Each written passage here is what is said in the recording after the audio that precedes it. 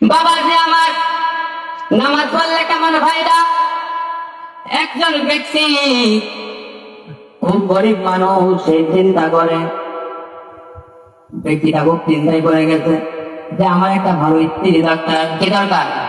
স্ত্রী দরকার। গরিব মানুষ, সবাই মেয়ে দিতে চায় না।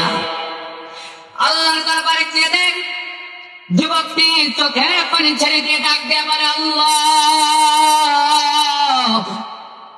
তুমি যদি সহায় না হও, তুমি যদি আমার দিকে না তাকাও, আমার আর কেউ নাই। আল্লাহু আকবার বলবেন না? যুবকটি চোখের পানি ছেড়ে দিয়ে আল্লাহর দরবারে দুইটা হাত তুলে দিয়ে কান্না করিয়া চোখের পানি ফেলেছে। আল্লাহ পাক বলে, বান্দারে, তোর আর কান্না করা লাগবে না, আমি আল্লাহ তোরে সব ব্যবস্থা করে দেব।